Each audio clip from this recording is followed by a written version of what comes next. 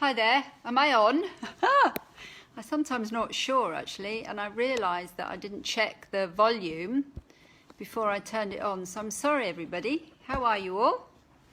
So, big welcome to the group to, oh God, I can see my paint peeling off the ceiling in my house here. I'll just move my phone, pretend it's not really happening. Welcome to all the new women in the group. It's fantastic. Thanks so much for joining.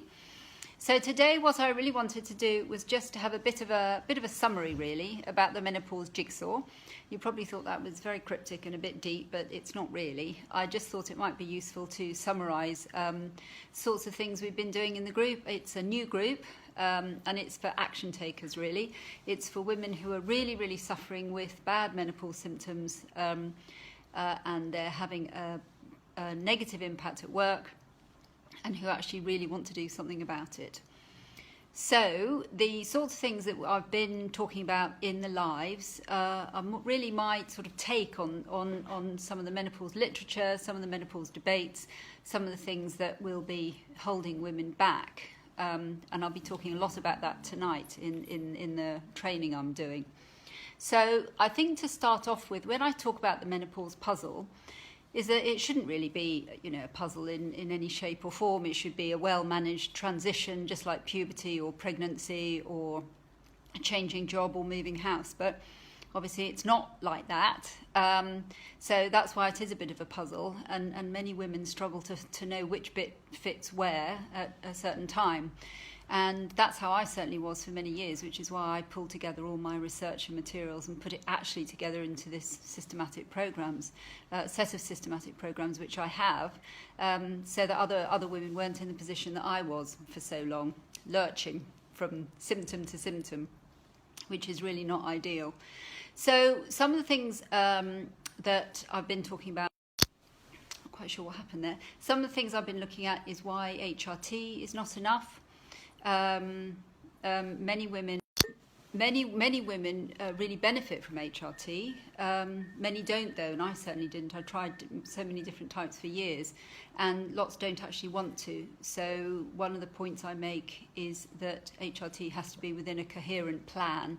Ideally it wouldn't be a frontline response. It would be something that would happen later if necessary.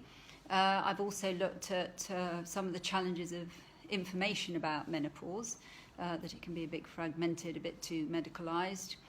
I started off also with my big thing, which is that stress, and if you're stressed, stress can make your menopause symptoms much worse.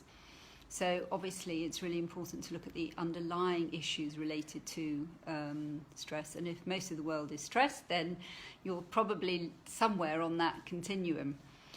So I can't remember what I spoke about last week, but anyway, those are some of the things that I'm interested in sharing, and really the big thing is encouraging action taking. There is no reason for women to be subjecting themselves, their families, their workplaces in really bad symptoms for longer than 3 months actually. So, and many women sadly are suffering for years.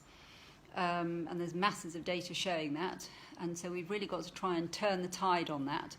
From the days you start noticing symptoms to really feeling much better, prevented or reduced symptoms should only be about 3 months, maybe 4 or 5 months if you've got underlying health issues, which menopause can sometimes throw up, fine, but longer than that shouldn't be happening.